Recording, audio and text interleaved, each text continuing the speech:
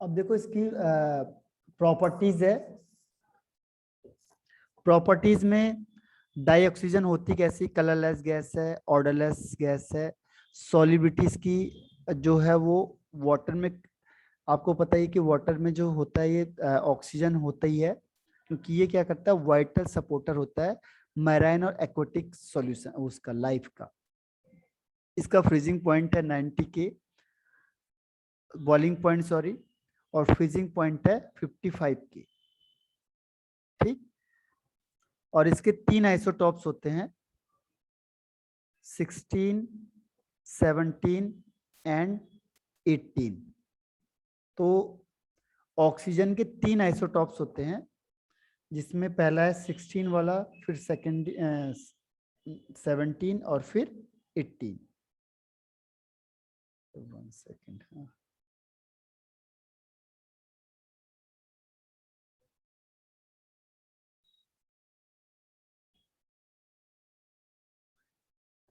इसके बाद है कि जो ऑक्सीजन होता है जनरली डायरेक्ट रिएक्ट कर सकता है। एक और क्वेश्चन आता है इसमें, ऑक्सीजन कैसा होता है, तो oxygen is paramagnetic in nature, paramagnetic. और ऑक्सीजन लगभग मेटल और नॉन मेटल सबके साथ रिएक्शन कर सकता है, बस इन दोनों के साथ नहीं करता। इन्हें कहते हैं नोबल मेटल। नोबल मेटल, कई बार ये क्वेश्चन पूछ लेगा आपसे कि नोबल मेटल कौन से होते हैं। तो जो नोबल मेटल होते हैं ये होते हैं गोल्ड, प्लेटिनम, इसे नोबल मेटल कहते हैं। ठीक है, क्यों कहते हैं, क्योंकि हाईली अनरिएक्टिव होते हैं, किसी के साथ रिएक्शन नहीं करते हैं, इसीलिए इसे नोबल मेटल बोला जाता है।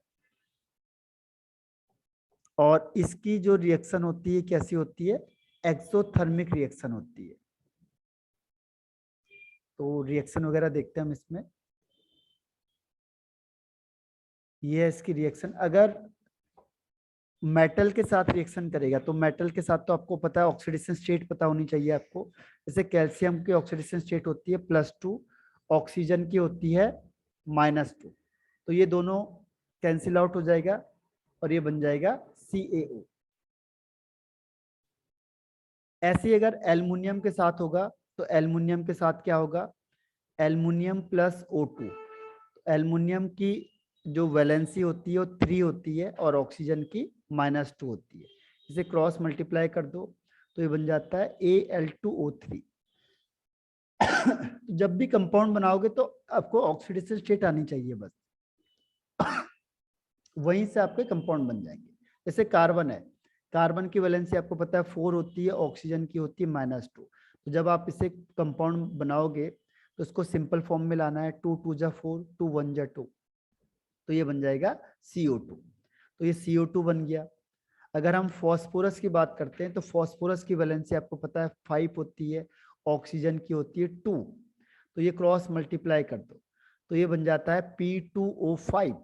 लेकिन वो कहता है P2O5 अनस्टेबल होता है और ये डाइमराइज हो जाता है, यानी डबल बन जाता है। ये डाइमराइज होके P का डबल कर दो, 2 का डबल 4, और ऑक्सीजन 5 है तो इसका डबल कर दो 10। तो ध्यान रखना P4O10 और P2O5 दोनों एक ही है, लेकिन वो कहता है ये ज्यादा स्टेबल स्टेट होती है, इसीलिए P2O5 कन्वर्ट हो जाता है, डायमराइज हो जाता है तुरंत। ठीक है, लेकिन दोनों एक ही कंपाउंड है, तो ध्यान रखना आपको। तो ज्यादातर जितने भी कंपाउंड होंगे उसमें क्या है कि ऑक्सीडेशन स्टेट के बेस पे होता है। बस जैसे जिंक सल्फाइड है, अगर जिंक सल्फाइड में ऑक्सीजन कंबाइंड होगा तो ये दोनों जगह पे ऑक्सीजन जा रहा है। तो कार्बन ऑक्सीजन और जो है ऑक्सीजन सल्फर का +4, ऑक्सीजन का -2, तो ये कंपाउंड बन जाता है SO2। और दूसरा Zn, आपको पता है Zn का +2, ऑक्सीजन का -2, कैंसिल आउट हो जाएगा तो बन जाता है ZnO। ठीक है, तो इस तरीके से आप कंपाउंड बना सकते हो। और ये रिएक्शन तो अभी हम पढ़ेंगे, इसमें लास्ट वाली रिएक्शन है कि जो SO2 होता है अगर ऑक्सीजन के साथ रिएक्शन करेगा in presence of vanadium pentoxide, तो ये बना देता है SO3, यानी carbon try oxide, sorry sulphur trioxide. ठीक है, और ये लास्ट रिएक्शन इसमें है कि जो HCl+O2 करेंगे इन प्रेजेंस ऑफ CuCl2, तो इसमें क्या होगा, इसमें जनरली ध्यान रखना ये क्या होता है, ऑक्सीजन एफिनिटेड बहुत ज्यादा होता है। जैसे हाइड्रोजन है वो ऑक्सीजन के साथ बहुत जल्दी कंबाइंड हो जाता है और वाटर बना देगा और ये Cl को बाहर कर देगा। ठीक है, तो ये रिएक्शन होगी, इनमें से कोई भी रिएक्शन आपको आ सकती है।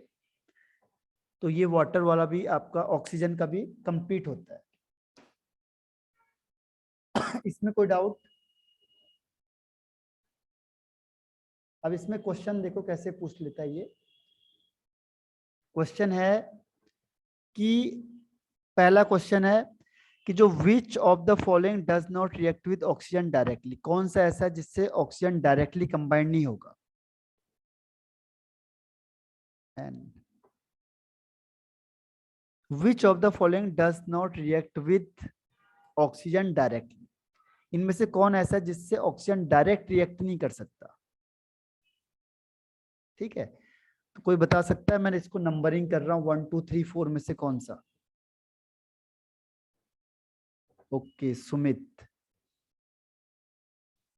और इसके अलावा कौन सा है जिससे ऑक्सीजन डायरेक्ट रिएक्ट नहीं कर सकता है।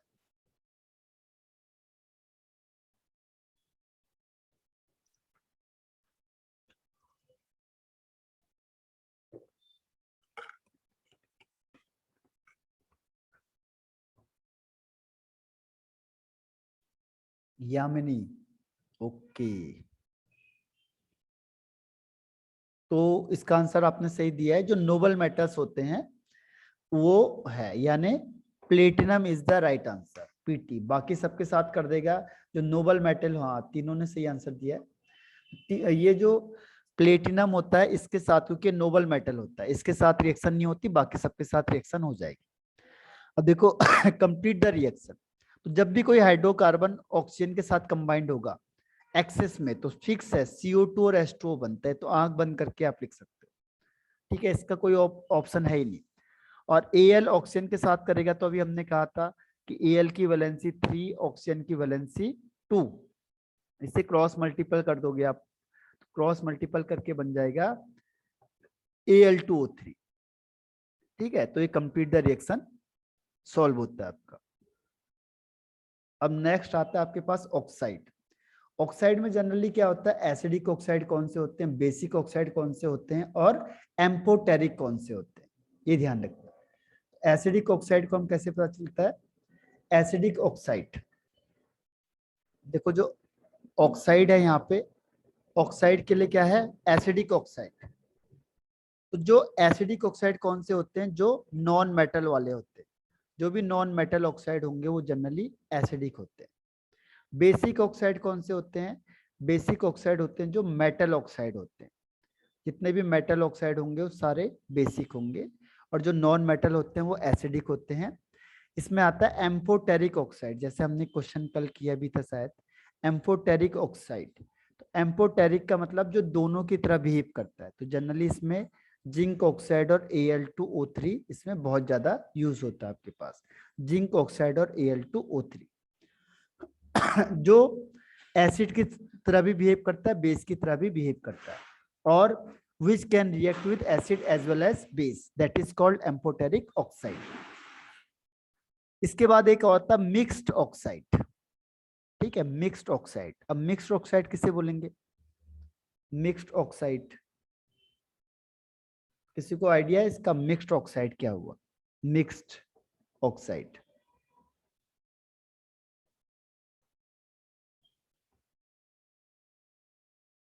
आता है किसी को? तो वाई लिख देना, देखते हैं कौन कौन है जिसको आता है ये mixed oxide.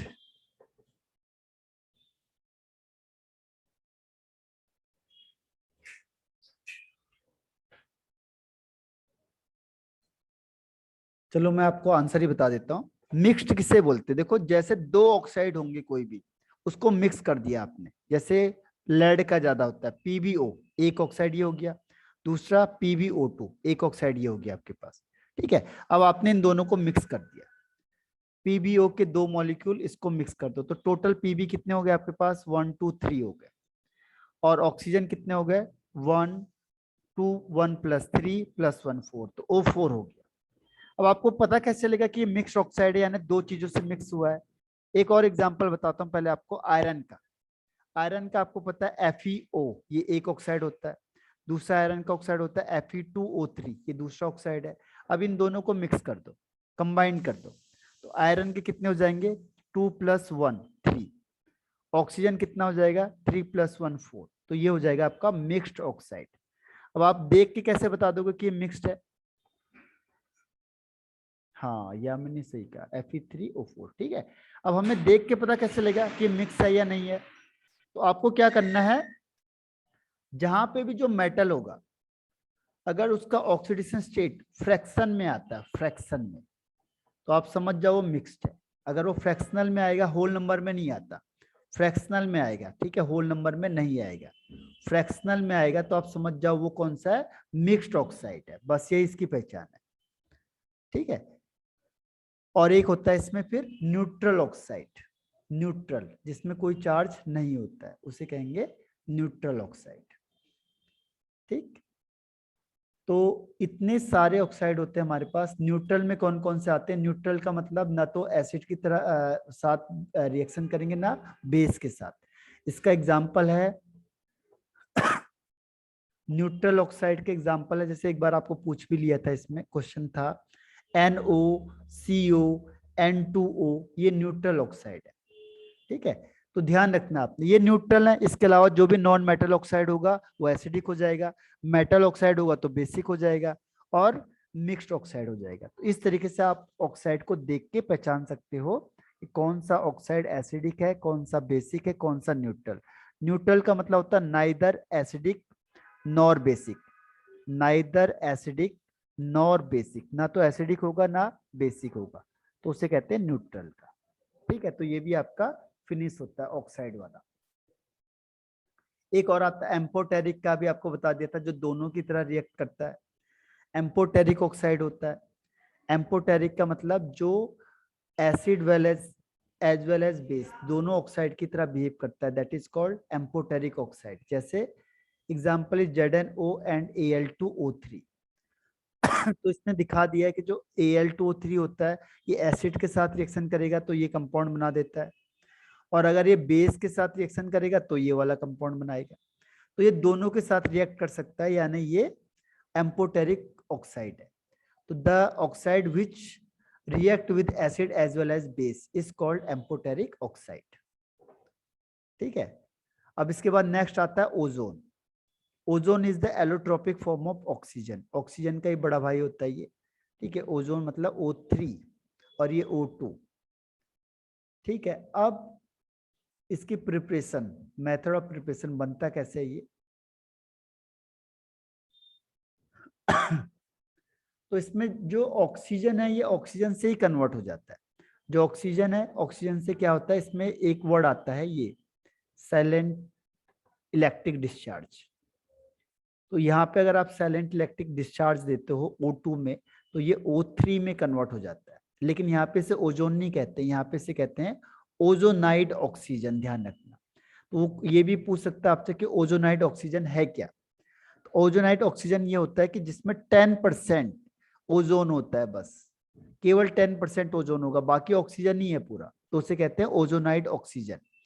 the oxygen which contain 10% ozone only, that is called ozonide oxygen।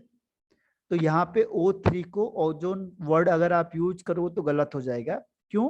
क्योंकि यहाँ पे 100% ओजोन नहीं बनता है, यहाँ पे केवल 10% ही ओजोन बनता है, इसीलिए हम इसे कहते हैं ओजोनाइड ऑक्सीजन। ठीक है, और यहाँ पे जो ओजोन की प्रोसेस होती है, इसमें हीट जो देते हैं वो सप्लाई करनी पड़ती है, इसीलिए ये होती है एंडोथर्मिक रिएक्शन। ठीक है, और यहाँ पे देखो ये लिखा हुआ है साइलेंट इलेक्ट्रिक डिस्चार्ज, यानी कि ज्यादा टेम्परेचर न देने के लिए हम यहाँ पे एक वर्ड यूज करते हैं साइलेंट इलेक्ट्रिक डिस्चार्ज। ठीक है, इसका काम क्या है कि ज्यादा हीट ना प्रोवाइड करा। तो ये आपका ओजोन के बारे में इंफॉर्मेशन हो गई यहाँ तक। ठीक है, आपको 10% ही मिलता है, अगर आप इसे बढ़ाना चाहते हो तो इसको फिर ओजोनाइजर में डालो और वहां से आपको ज्यादा यानी प्योर ओजोन आपको ऑब्टेन्ड होगी। ठीक है, तो ये आपका ओजोन का पहला इंट्रोडक्शन वाला और प्रिपरेशन वाला पार्ट हो गया। इसको लिखते जाना क्योंकि थोड़ा लर्निंग पोर्शन भी है इसमें। जो इनऑर्गेनिक होती है ये सबसे कम टाइम टेकिंग होती है, बस वहां पे सबसे जो कम टाइम लगेगा आपका वो इनऑर्गेनिक में लगेगा, क्योंकि ये इसमें कट टू कट है, जो आ गया तो क्लियर कट आप टिक लगा दोगे। तो इसमें आपको लर्निंग करना पड़ेगा बस, बाकी टाइम टेकिंग बिल्कुल नहीं होता। ये सबसे जो आपको बेस्ट होगा वो यही वाला होता है, इनऑर्गेनिक पोर्शन, जिसमें टाइम बिल्कुल नहीं लगता है। और सबसे ज्यादा टेकिंग होता है फिजिकल वाला, जिसमें न्यूमेरिकल क्वेश्चन आते हैं। ठीक है, तो फिजिकल में जो देख के हो जाएंगे उससे पहले अटेम्प्ट कर देना, और फिर इनऑर्गेनिक को, फिर ऑर्गेनिक को सबसे लास्ट में करना जब न्यूमेरिकल क्वेश्चन करोगे, क्योंकि वो बहुत ज्यादा टाइम टेकिंग होता है। तो एक ही क्वेश्चन आपका ज्यादा टाइम खा जाएगा, और इसी में ये आपके 10 15 क्वेश्चन हो जाएंगे, जितना फिजिकल में 1 या 2 होगा उतने टाइम पे। तो इसीलिए आप इनऑर्गेनिक को ज्यादा अच्छे से कर लेना पहले, और ऑप्शन तो है आपके पास। तो यहाँ पे जो प्योर ओजोन होता है उसका कलर ये होता है लाइट ब्लू गैस टाइप का। अगर गैस फॉर्म में हो तो ब्लू गैस होती है लाइट ब्लू, अगर लिक्विड में होगी तो डार्क ब्लू हो जाती है, और अगर सॉलिड में होगी तो वायलेट ब्लैक सॉलिड हो जाता है। तो ये तीनों स्टेट में हो सकता है ओजोन का। इसकी कैरेक्टरिस्टिक स्मेल होती है, ठीक है। और अगर ये ज्यादा स्मॉल कंसंट्रेशन से इसका कोई ज्यादा हार्मफुल नहीं होता है, लेकिन अगर कंसंट्रेशन आप बढ़ा दोगे तो ये क्या होता है, हार्मफुल होता है। इससे क्या क्या हो सकता है, हेडेक हो सकता है आपको, नौसिया हो सकता है आपको, अगर ये ज्यादा अमाउंट में हुआ। तो कम अमाउंट में होगा तब कोई दिक्कत नहीं है। तो कहता है कितना होना चाहिए अमाउंट, तो कह रहा है जो 100 ppm है, 100 पार्ट्स पर मिलियन है, अगर इससे ज्यादा हो जाता है तो ये आपके लिए प्रॉब्लम क्रिएट करेगा। इससे कम है तो कोई दिक्कत नहीं है, इससे कम होगा तो उससे कोई आपके लिए हार्मफुल नहीं है। दूसरा ओजोन होता है, इसको ये लो टेम्परेचर में ही प्रिफर करता है, ये हाई टेम्परेचर को प्रिफर नहीं करता। रीजन क्या है इसका, हाई टेम्परेचर क्यों रिक्वायर्ड नहीं होता, क्योंकि ये हाई टेम्परेचर में अनस्टेबल हो जाता है, और ये जैसे ही हाई टेम्परेचर दोगे ओजोन फिर से टूटेगा और ऑक्सीजन बना देगा, तो ओजोन तो रहेगा ही नहीं वो। ठीक है, ओजोन तो रहता ही नहीं है, इसीलिए वो कहते हैं कि इसको हाई टेम्परेचर में अनस्टेबल होता है। तो क्यों होता है, क्योंकि जैसे ही आप हाई टेम्परेचर दोगे ओजोन कन्वर्ट हो जाएगा ऑक्सीजन में। ठीक, और इस रिएक्शन से आपको पता चल जाएगा कि इसमें एंट्रोपीज की इंक्रीज होगी, क्योंकि यहाँ पे नंबर ऑफ मॉलिक्यूल्स 2 मॉलिक्यूल हैं या मोल है, और यहाँ पे 3 मोल है। जैसे नंबर ऑफ मोल गैस के बढ़ेंगे तो उसकी जो एंट्रोपी है वो इंक्रीज हो जाएगी, तो इसकी एंट्रोपी भी इंक्रीज हो जाती है। लेकिन इसका हाई कंसंट्रेशन डेंजरस होता है। क्यों, अगर आपने यही रिएक्शन करा दी तो इसका हाई जो कंसंट्रेशन होता है वो डेंजरस होता है हमारे लिए। रीजन क्या है उसका, देखो ओजोन, अगर आपको ओजोन ज्यादा ज्यादा कंसंट्रेशन में रख दिया आपने ओजोन को, और हीटिंग कर दी यहाँ से, या हाई टेम्परेचर में रखा, तो it is very dangerous for us. तो ये डेंजरस क्यों हो जाता है, ठीक है। तो डेंजरस क्यों होता है, क्योंकि ये जो रिएक्शन होती है ये होती है एक्सोथर्मिक रिएक्शन। ये एक्सोथर्मिक यानी इसमें हीट रिलीज होगी, अगर ये ज्यादा अमाउंट में होगा तो क्या होगा, large amount of heat release हो जाएगी, लार्ज अमाउंट ऑफ एनर्जी है जो वो रिलीज हो जाती है, और ज्यादा अमाउंट ऑफ एनर्जी एक साथ रिलीज होगी तो क्या होगा, वो एक्सप्लोसिव हो जाएगी। ठीक है, वो बम का काम कर देती है, तो ये एक्सप्लोसिव होगी तो क्या होगा, एक धमाका सा होगा बड़ा। ठीक है, तो इसीलिए वो कहता है हाई कंसंट्रेशन को एक साथ मत करो, नहीं तो क्या होगा, डेंजरस हो जाएगा। इसके अलावा इसकी जो कौन कौन सी रिएक्शंस होते हैं, एक ये पावरफुल ऑक्सीडाइजिंग एजेंट होता है। क्यों होता है पावरफुल ऑक्सीडाइजिंग एजेंट, क्योंकि इससे आपको नेसेंट ऑक्सीजन मिलता है, ये नेसेंट ऑक्सीजन प्रोवाइड कराता है, इसीलिए ये पावरफुल ऑक्सीडाइजिंग एजेंट होता है। ठीक है, जिसका खुद का रिडक्शन होगा लेकिन दूसरे को ऑक्सीडाइज करेगा। क्यों, क्योंकि उसको ऑक्सीजन दे देगा। ये जो नेसेंट ऑक्सीजन है ये दूसरे के साथ रिएक्शन करेगा, इसीलिए ये ऑक्सीडाइजिंग एजेंट होता है। और ये किस किस को ऑक्सीडाइज कर सकता है, जैसे लेड को ऑक्सीडाइज कर देगा, तो लेड को ऑक्सीडाइज करेगा, बन जाएगा PbSO4, और ओजोन का आपको पता है ऑक्सीजन बन जाएगा। ऐसी I माइनस का कर देगा, I माइनस को कर देगा I2। ठीक है, और बाकी ओजोन का क्या बन जाएगा, O2 बन जाएगा, और अगर आपने इसमें वाटर यूज किया है तो वाटर से बन जाएगा OH माइनस का। ठीक है, तो मेन चीज क्या है, ओजोन से ऑक्सीजन बनेगा और किसी भी चीज को ये ऑक्सीडाइज कर सकता है, तो इसे कहते हैं ऑक्सीडाइजिंग एजेंट। अब इसमें एक चीज और आती है कि ये आयोडीन का पता भी लगा सकता है टाइटेशन के थ्रू। अगर आपने किया होगा क्लास में टाइटेशन, तो ये टाइटेशन के थ्रू आयोडीन की क्वांटिटेटिव एनालिसिस कर सकता है। ध्यान रखना, क्योंकि आपके पास क्या आएगा, ऑब्जेक्टिव टाइप क्वेश्चन आएगा। तो ध्यान रखना, I2 को क्वांटिटेटिव एनालिसिस कौन करता है, तो वो करता है कौन, ओजोन कर देता है। ठीक है, तो ओजोन कैसे करेगा कि जो ओजोन रिएक्ट करता है पहले KI के साथ, ओजोन रिएक्शन करेगा KI के साथ। तो आपको पता है I से क्या बन जाएगा, I2 गैस बन जाएगी, और बाकी ये जो बाई प्रोडक्ट बनेंगे, लेकिन मेन क्या है यहाँ पे, I2 बन जाएगा। अब वो जो कह रहा है कि वो कह रहा है कि जो आयोडीन रिलीज होती है उसको आप किससे पास आउट कराओगे, सोडियम थायोसल्फेट से। सोडियम थायोसल्फेट, थायोसल्फेट होता है H2O O4O3 होता है शायद। तो ये थायोसल्फेट है, यहाँ पे इसने लिखा होगा, नहीं लिखा है इसका, हाँ O3 या O4 ऐसे होता है थायोसल्फेट में।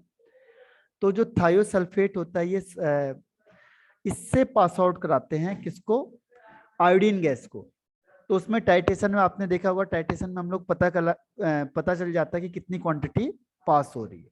ठीक है, तो वहां से एस्टिमेशन करते हैं हम ओजोन गैस का या I2 का इससे।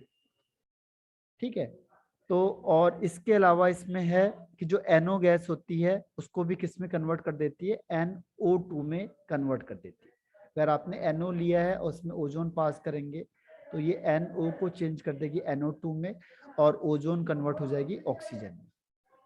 ठीक है, तो ये वाली रिएक्शन है इसमें। नेक्स्ट है इसमें, इसका स्ट्रक्चर कैसा बनता है, इसका स्ट्रक्चर बनता है बैंड शेप या वी शेप। वी शेप का मतलब इस तरीके से बनेगा, ये लोन पेयर है और ये सिंगल बॉन्ड वाला। ठीक है, तो ये जो है आपका वो वी शेप्ड होता है या बैंड शेप होता है, बैंड क्या वी शेप्ड होगा। तो यहां तक आपका ये फिनिश होता है। ठीक है, इसमें ये कहाँ कहाँ यूज हो सकता है, रिफ्रिजरेंट में यूज होता है और एरोसॉल स्प्रे में हम इसे यूज कर सकते हैं। ठीक है, फ्रीजिंग करने के लिए भी हम इसको यूज कर सकते हैं। तो ये आपके ओजोन वाला है। तो इसमें कोई डाउट किसी को, ओजोन वाले में कोई डाउट? ओजोन में देखो ये ब्लीचिंग एक्शन भी शो करता है। ओके, अब इसमें ये देखा, देखो लिख रहा है why does O3 act as a powerful oxidising agent. Okay, ये देखो क्वेश्चन है कि why does O3 act as a powerful oxidising agent. ये पावरफुल ऑक्सीडाइजिंग एजेंट कैसे होता है? ठीक है, तो ये पावरफुल ऑक्सीडाइजिंग एजेंट कैसे होता है, तो आपको पता है कि जो O3 होगा, आप जैसे ही इसको हीटिंग करोगे तो क्या होगा, यहाँ पे नेसेंट ऑक्सीजन मिलता है आपको, नेसेंट ऑक्सीजन। तो नेसेंट ऑक्सीजन ये क्या करता है, प्रोवाइड कराता है। इसकी वजह से ये पावरफुल ऑक्सीडाइजिंग एजेंट होता है, क्योंकि ये ओजोन प्रोवाइड नेसेंट ऑक्सीजन और ये किसी को भी क्या कर सकता है, ऑक्सीडाइज कर सकता है। दूसरा है कि how is O3 estimated quantitatively. तो ये अभी हमने कहा था कि जैसे O3 ओजोन को आपने पास किया KI के साथ, तो इसको पास करने से कौन सी गैस निकलेगी, आयोडीन गैस निकलती है। और ये आयोडीन को आप टाइटेशन करवाते हो किसके अगेंस्ट में, टाइटेशन कराते हो सोडियम थायो ये सल्फेट, सोडियम थायो सल्फेट के साथ इसे टाइटेशन करवाते हैं हम लोग। तो ये टाइटेशन के थ्रू हमें एस्टिमेशन पता चल जाती है किसकी, O3 की, क्योंकि जितना ओजोन यहाँ से दोगे उतनी O2 यहाँ रिलीज होती जाएगी। क्योंकि कम अमाउंट में O3 देंगे तो कम अमाउंट में O2 मिलेगा। अगर आप ज्यादा अमाउंट बढ़ाते हो ओजोन का तो आयोडीन भी क्या होगा, ज्यादा अमाउंट में बनेगा।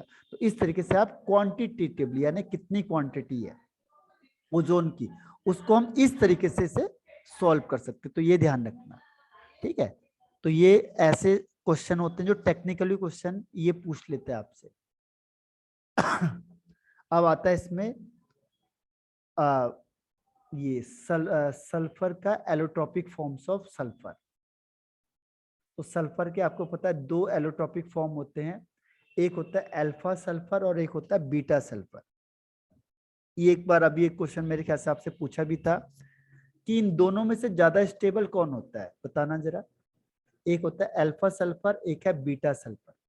अल्फा का मतलब क्या हुआ? अल्फा का मतलब हुआ रोम्बिक सल्फर और बीटा का मतलब हुआ मोनोक्लिनिक सल्फर। तो ये क्वेश्चन आपसे पूछ लिया था उसमें कि बताओ अल्फा और बीटा सल्फर में से ज्यादा स्टेबल कौन सा होता है। तो 1 या 2 में से मुझे रिप्लाई करना, आप कौन सा आंसर करोगे? 1 या 2, ज्यादा स्टेबल कौन सा होगा इनमें से? ओके सुमित और Ambika Yamini, which one is more stable, alpha sulphur और बीटा सल्फर या फिर रोम्बिक और मोनोक्लिनिक?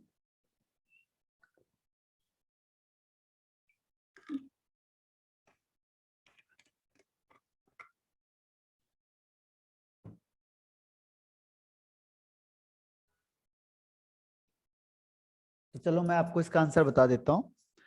देखो सल्फर के बहुत सारे फॉर्म्स होते हैं लेकिन यही दो आपके ज्यादा स्टेबल में काउंट होते हैं, ठीक है। तो इन दोनों में से कौन सा आंसर है जिसको आप टिक करते हैं?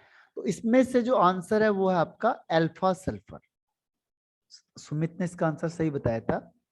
देखो अल्फा सल्फर में और बीटा सल्फर में एक ट्रांजिशन टेम्परेचर होता है। ट्रांजिशन टेम्परेचर इसने दिया होगा, हाँ ये है 369 केल्विन। तो ये देखो अल्फा सल्फर ये हो गया और बीटा सल्फर हो गया। तो एक टेम्परेचर आता है इसमें, वो होता है 369। अगर आपने इतना टेम्परेचर रखा तो दोनों एग्जिस्ट करेंगे। अगर इससे कम किया बिलो तो ये रहेगा, इससे ज्यादा करोगे हाई करोगे, एबव कर दिया आपने इस टेम्परेचर से तो ये रहेगा। अब आपको पता है नॉर्मल कंडीशन में कौन होगा? टेम्परेचर तो कम होगा। तो 369 से कम टेम्परेचर होता है क्योंकि रूम टेम्परेचर तो कम होता है। अब मैंने कहा रूम में कौन एग्जिस्ट करेगा? तो अल्फा करेगा ना, बीटा तो कर ही नहीं सकता क्योंकि बीटा को एग्जिस्ट करने के लिए 369 केल्विन से ज्यादा टेम्परेचर चाहिए तभी तो बीटा एग्जिस्ट करेगा, ठीक है, नहीं तो एग्जिस्ट कर ही नहीं सकता। तो नॉर्मल कंडीशन में अगर हम बात करते हैं तो जो अल्फा सल्फर होता है वो ज्यादा स्टेबल होता है as compare to beta sulphur. Alpha को कहते हैं हम रोम्बिक सल्फर और बीटा को कहते हैं मोनोक्लिनिक सल्फर, ठीक है। तो ये ऐसे छोटे छोटे क्वेश्चन इसी से पूछ लेता है। देखो क्वेश्चन आएंगे इसी से, आपको लगेगा ये क्वेश्चन है लेकिन क्वेश्चन को थोड़ा सा और टर्न कर देता है लैंग्वेज में अलग अलग तरीके से। और इसमें से ये 369 केल्विन क्या होता है? इस टेम्परेचर को कहते हैं यहाँ पे ट्रांजिशन टेम्परेचर। ट्रांजिशन टेम्परेचर इस टेम्परेचर में ठीक वो दोनों स्टेट में रहता है, ध्यान रखना अल्फा और बीटा दोनों स्टेट में एग्जिस्ट करेगा। वो टेम्परेचर कौन सा होता है? तो वो होता है 369 केल्विन टेम्परेचर। उस टेम्परेचर को कहते हैं हम ट्रांजिशन टेम्परेचर जहां पे दोनों एक साथ एग्जिस्ट करते हैं। अगर मैंने टेम्परेचर कम कर दिया तो अल्फा हो जाएगा, उसी को ज्यादा कर दिया तो बीटा हो जाएगा, ठीक है। तो ये आपको याद करना पड़ेगा। इसके अलावा कलर इसका येलो होता है और ये मेल्टिंग पॉइंट 385.8 केल्विन में, स्पेसिफिक ग्रेविटी है 2.0, ठीक है। और ये दोनों के दोनों सॉल्युबल होते हैं CS2 में, तो दोनों के साथ एक ही है। दोनों में ध्यान रखना दोनों सॉल्युबल होंगे CS2 में। तो कई बार वो पूछता है कि सल्फर होता है जो, ये CS2 के साथ सॉल्युबल होगा या नहीं होगा? तो आंसर है यस। और वाटर के साथ नो, क्योंकि वाटर के साथ उसकी मैचिंग है ही नहीं, ठीक है। तो इस ये आपका इसमें है। और आप अल्फा से बीटा बना सकते हो। मैंने आपको कहा था टेम्परेचर को आप हाई कर दो, 369 के आसपास से हाई कर दोगे तो वो क्या होगा? अल्फा जो सल्फर है वो किस में चेंज हो जाएगा? बीटा सल्फर में चेंज हो जाएगा, ठीक है। तो ये आपका सल्फर का और इसका स्ट्रक्चर होता है। इसमें एक वो पूछता है कि इसमें बॉन्डिंग कौन सी होगी, ध्यान रखना। इसका स्ट्रक्चर होता है crown like shape, crown like crown shape होता है। और एक वो पूछता है कि सल्फर में बॉन्डिंग कौन सी होती है? बॉन्डिंग कोई बता सकता है इसमें बॉन्डिंग कौन सी होती है सल्फर में? एक स्पेशल नाम दे देता उसका, अगर किसी को याद हो इसका तो आएगा 4 ऑप्शन में कि सल्फर के अंदर बॉन्डिंग कौन सी होगी। कोई बता सकता है मुझे इसका कि सल्फर में बॉन्डिंग कौन सी होती है? सर अल्फा से बीटा में जाने के लिए टेम्परेचर चेंज करना होता है ना बस? हाँ टेम्परेचर भी और एक और भी है प्रोसेस, टेम्परेचर भी चेंज करो और इसके अलावा भी है। ये देखो इसमें लिखा हुआ है पहला तो है इसमें कि टेम्परेचर को आप कर दोगे, जैसे अल्फा सल्फर लिया आपने और टेम्परेचर को कितना कर दो 369 के अबव कर दो, तो यही किस में चेंज हो जाएगा, बीटा में चेंज हो जाएगा। ये तो पहला है स्टेप। एक और वो कहता है कि जो सल्फर, अगर आपने सिंपल सल्फर लिया है तो उससे क्या करना है आपने, जैसे ये है मेल्टिंग रोम्बिक सल्फर को एक डिश में ले लो आप, फिर उसको हीटिंग करो, फिर उसे कूल कर दो, ठीक है। उसके बाद फिर आपको एक निडिल शेप्ड क्रिस्टल मिलता है। नहीं यामिनी, ये आंसर तो गलत हो जाएगा आपका। और अंबिका, नहीं, यही तो देखो, ये टेक्निकल चीजें होती हैं जो आपको इसमें पूछ लेता है क्वेश्चन में। अब जनरली जो आपने आंसर दिया ये तो नॉर्मल वाला आंसर दे दिया आपने, ठीक है, लेकिन वहां पे वो क्या करता है, आपसे एक्सपेक्ट करता है कि अच्छे क्वेश्चन आंसर को तो वो एक्सपेक्ट करता है आपसे, जो टिपिकल आंसर है इसका उसी को एक्सपेक्ट करता है आपसे, ठीक है। तो इसमें भी लिखा होना चाहिए था, आपको साइड बुक में मिल जाएगा मेरे ख्याल से, देखता हूं मैं इसमें कहीं लिखा हुआ है। अगर आपने कोवलेंट बॉन्ड लिखा है तो वो एक हिसाब से कोवलेंट बॉन्ड सही है लेकिन परफेक्ट नहीं है, इसके लिए एक बॉन्ड इसने यूज किया था, प्रकर बॉन्ड, PUCKER, प्रकर इस तरीके से होता है बॉन्डिंग, इसे एक स्पेशल वर्ड यूज करते हैं, प्रकर बॉन्डिंग के नाम से भी जानते हैं। एक बार आ जाएगा, देखना मैं क्वेश्चन आपको दिखाऊंगा। और इसका शेप कैसा होता है, ये देखो, ये तो क्राउन लाइक शेप हो गया आपका, क्राउन लाइक, जैसे क्राउन लाइक होता है, ये होता है आपका चेयर लाइक, चेयर, ठीक है। और इसमें एक ये क्वेश्चन आ गया कि which form of sulphur show paramagnetic behaviour, paramagnetic behaviour show करेगा, which form of sulphur show paramagnetic behaviour. तो पैरामैग्नेटिक कब होता है, जब ये किस फॉर्म में होगा, गैस फॉर्म में होगा, वेपर स्टेट में होगा, यानी गैस फॉर्म में होता है जब सल्फर, तो S2 के फॉर्म में होता है, गैस फॉर्म में या वेपर स्टेट में। और जब ये सॉलिड में होता है तो S8 होता है। तो सॉलिड में ये डायमैग्नेटिक होता है, इसमें अनपेयर्ड इलेक्ट्रॉन नहीं होता है जब ये सॉलिड में होता है तो, ठीक है। लेकिन जब ये गैस फेज में होता है, जैसे ऑक्सीजन होता है O2, ऐसे सल्फर S2 होता है, तो इस केस में ये पैरामैग्नेटिक बिहेवियर शो करता है। यहाँ पे ये शो करेगा पैरामैग्नेटिक बिहेवियर, ठीक है। तो इसमें भी सेम क्या होता है, अनपेयर्ड इलेक्ट्रॉन हो जाते हैं, इसीलिए अनपेयर्ड इलेक्ट्रॉन की वजह से ये पैरामैग्नेटिक वेक्टर शो करता है। तो यहां तक में कोई डाउट?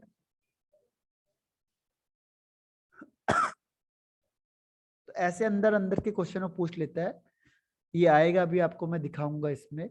तो ध्यान रखना, प्रकर बॉन्डिंग होती है किसमें, सल्फर में। अब आता है SO2, SO2, SO2 के लिए बनता कैसे है, पहला सल्फर ऑक्सीजन के साथ कंबाइंड होगा, SO2 बनेगा। दूसरा कि अगर आपने क्या किया, सल्फ्यूरिक जो ये है डाइल्यूट सल्फ्यूरिक एसिड है, उसको अगर आपने रिएक्शन करवा दिया वाटर के साथ, तो वाटर के साथ कह रहा हूं मैं, it readily generate by treating a sulphide with dilute sulphuric acid. अगर आपने डाइल्यूट सल्फ्यूरिक एसिड को क्या कर दिया, इसी से बन जाता है, कह रहा है इससे क्या होगा, वाटर अलग हो जाता है और SO2 गैस के फॉर्म में रिलीज हो जाती है डाइल्यूट सल्फ्यूरिक एसिड से, डाइल्यूट सल्फ्यूरिक एसिड। और तीसरा इसमें आता है, ये वाला भी आप पढ़ोगे अभी, FeS2 से। जो FeS2 होता है, ये होता है आयरन पायराइट, और इसको अगर आपने ऑक्सीजन पास की तो यहाँ पे जो गैस बनेगी वो बनती है SO2, और बाई प्रोडक्ट बनता है Fe2O3, तो इसको गिनते नहीं हम लोग, तो इसमें मेन प्रोडक्ट होता है SO2। तो ये तीन तरीके से SO2 बनता है, एक S+O2, दूसरा डाइल्यूट सल्फ्यूरिक एसिड से, और तीसरा आयरन पायराइड से SO2 गैस रिलीज होती है, ठीक है। और इसमें मैंने अभी आपको एक क्वेश्चन बता ही दिया था, इसमें आपको यहाँ मिलेगा वो क्वेश्चन जो मैंने आपको पूछा था। कलरलेस गैस होती है, पंगेंट स्मेल होती है, हाईली सॉल्युबल होती है वाटर में। अब ये सॉल्युबल क्यों होती है, क्योंकि जो सल्फर गैस होती है उसका स्ट्रक्चर ये होता है, वी शेप्ड होता है। तो इसमें क्या होता है, चार्ज जनरेट हो जाता है, यानी ये डाइपोल हो जाता है, डाइपोल हो जाता है, यानी इसमें चार्ज जनरेट होता है, और डाइपोल की वजह से वाटर में ज्यादा सॉल्युबल हो जाती है। वाटर में जो सॉल्युबल होती है उसका मेन रीजन क्या है, कि इसमें पोलैरिटी आ जाती है, ऑक्सीजन में प्लस चार्ज और ऑक्सीजन में माइनस और सल्फर में प्लस चार्ज, इसकी वजह से वाटर में ज्यादा सॉल्युबल होती है। ठीक है, और ये जैसे ही वाटर के साथ रिएक्शन करेगी तो एसिड बना देती है, क्योंकि जो नॉन मेटल ऑक्साइड होंगे वो एसिडिक ऑक्साइड होते हैं। इसके अलावा अगर ये एसिड होने की वजह से किसके साथ रिएक्शन करेगी, बेस के साथ, तो जब ये बेस के साथ रिएक्शन करेगी तो बनाती है सॉल्ट प्लस वाटर। ठीक है, और ऐसी सेकंड है यहाँ पे, ये फाइनली Na2SO4 वाटर के साथ रिएक्शन करके बना देता है NaHSO3। तो दोनों टाइप के कंपाउंड बन सकते हैं इससे, Na2SO3 भी बन सकता है और NaHSO3 भी बन सकता है। अब इसमें जो नेक्स्ट है, यहां से है, देखो ये क्वेश्चन इसके इंपॉर्टेंट, एक इसका जो क्वेश्चन आता है वो ब्लीचिंग एक्शन से आता है। ठीक है, तो ब्लीचिंग एक्शन से आपके पास मैंने मेरे ख्याल से पहले भी आया था कि जो SO2 होता है ये टेम्परेरी ब्लीचिंग एक्शन शो करता है। ब्लीचिंग का मतलब होता है कि जो कलर्ड को कलरलेस में चेंज कर दे, तो ये टेम्परेरी ब्लीचिंग एक्शन शो करता है। इसका कोई आंसर बता सकता है क्या होता है? ये भी बोर्ड में क्वेश्चन पूछा था कि जो SO2 होता है ये टेम्परेरी ब्लीचिंग एक्शन शो करता है, किस चीज की वजह से? बताओ, एक ही लाइन का आंसर है बस, एक वर्ड का। इस चीज की वजह से ये टेम्परेरी ब्लीचिंग एक्शन शो करता है। तो किसी को कोई आइडिया इसमें?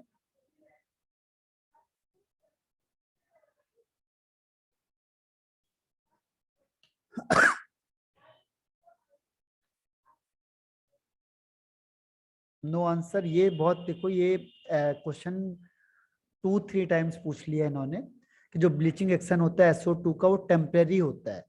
ब्लीचिंग एक्शन क्यों? तो इसका रीजन क्या होता है, देखो इसका रीजन है कि बिकॉज ऑफ रिड्यूसिंग करेक्टर की वजह से, रिड्यूसिंग करेक्टर की वजह से या एजेंट की वजह से ये टेम्परेरी ब्लीचिंग एक्शन शो करता है। कैसे करेगा, देखो जैसे मैंने कहा SO2 है, और ये ड्राई गैस में भी नहीं करता, ये किसके साथ करेगा, जब आप इसे मॉइस्ट कर दोगे। तो जो मॉइस्ट के केस में बना देता है H2SO4, और यहाँ पे जो नेसेंट हाइड्रोजन बनता है। अब ये नेसेंट हाइड्रोजन क्या होता है, कोई भी जो कलर्ड सब्सटेंस होता है, कलर्ड, उसमें ये नेसेंट हाइड्रोजन पास करोगे तो वो कलर एस में चेंज हो जाएगा। तो ये किसकी वजह से होता है, इसके रिड्यूसिंग एजेंट की वजह से, रिड्यूसिंग एजेंट के वजह से ये कलर से कलरलेस में चेंज कर पाता है। कौन सा एजेंट होता है, रिड्यूसिंग एजेंट। और अब रिड्यूसिंग एजेंट होता है तो जैसे ये एयर में एक्सपोज होता है, जैसे एयर में एक्सपोज होगा वो तुरंत ऑक्सीडेशन हो जाएगा उसका, और जो ये कलरलेस था ये फिर दोबारा किस में चेंज हो जाएगा, कलर्ड में।